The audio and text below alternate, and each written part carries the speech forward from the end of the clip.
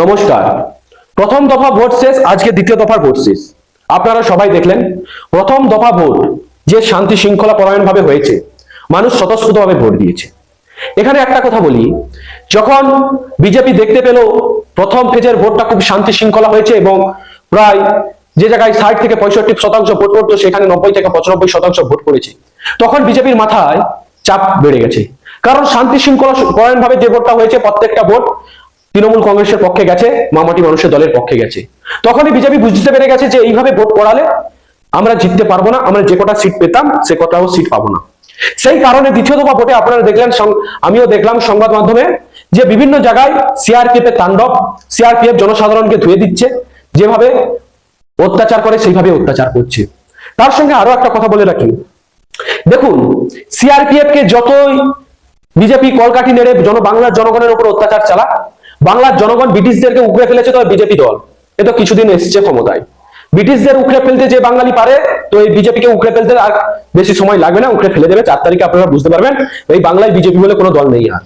তার সঙ্গে আমি একটা কথা বলে রাখি, আমার বঙ্গ বিজেপি বন্ধুদের, আজকে আপনারা দেখেছেন যেভাবে এই বাংলার জনসাধারণের উপর আপনাদের বিজেপি দল যে অত্যাচারটা করেছে, আপনারা নিজে বাঙালি বিরোধীরা হারুক, তা আপনারা সব চোখে প্রমাণ করে দিয়েছেন, আপনাদের নেতাও প্রমাণ করে দিয়েছে। কি কারণে বললাম আপনাদের বিরোধী দল নেতা প্রমাণ করে দিয়েছে? আজকে তৃণমূলের ক্যাম্পে গিয়ে হচ্ছে কোল্ড ড্রিঙ্কস খাচ্ছে, এর থেকে বোঝা যাচ্ছে যে উনার পায়ের তলায় আর মাটি নেই, সেই তৃণমূলে হয়তো ফেরত হতে হবে, তাই আগে থেকে বন্ধুত্বমূলক আচরণ করে রাখলাম, এখন কোল্ড ড্রিঙ্কস খেলাম, আগে গিয়ে মমতা ব্যানার্জির পায়ে ধরবো, কোনো সমস্যা হবে না। কিন্তু না, সেটা আর তৃণমূল কংগ্রেসের কর্মী হতে দেবে না এবং এই বাংলার বাঙালি মানুষজন হতে দেবে না।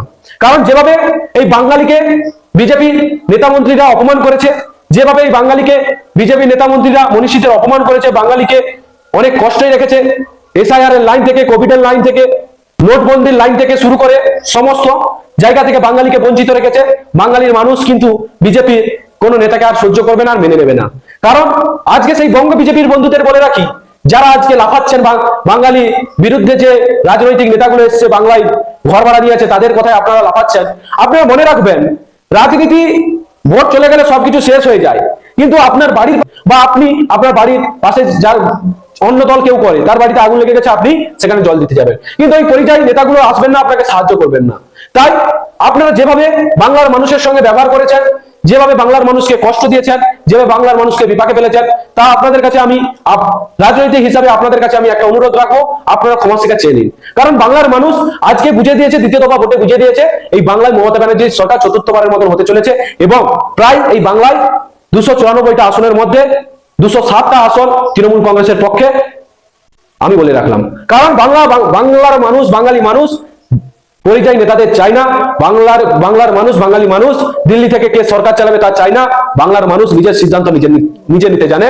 তাই আপনাদের বলি, 4 তারিখে বাংলার মানুষ, বাঙালি মানুষ সবাই তৈরি থাকুন সবুজ আবির মাখার জন্য। তার সঙ্গে আমি বলে রাখি, যেসব বিজেপি, বঙ্গ বিজেপির নেতা কর্মীগুলো বড় বড় ভাবে মানুষকে অপমান, কুরুচিকর ভাষায় গালাগালি করেছো বা লাফালাফি করেছো, তাদের চোখের সামনে আমি একটা ভিডিও প্লে করবো, তা দেখে নাও।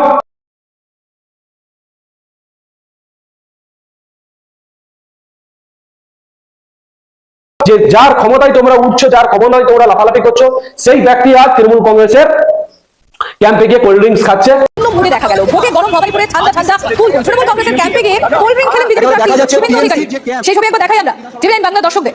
বুথ ক্যাম্প করা হয়েছে, সেখানে কিন্তু উপস্থিত হয়েছে এই মুহূর্তে। মনে বুঝে নাও দলের কি অবস্থা, রাজনৈতিক ফলাফল কোন দিকে হতে চলেছে। এই ছোট্ট কথা বলে আমার কথা শেষ করলাম। জয় হিন্দ, জয় বাংলা, বাংলার অগ্নিকর্ণ মমতা ব্যানার্জি জিন্দাবাদ, অধিনায়ক অভিষেক ব্যানার্জি জিন্দাবাদ, জয় বাংলা, জয় নন্দীগ্রাম। নমস্কার, সবাই সুস্থ থাকবেন, ভালো থাকবেন, 4 তারিখে দেখা হবে।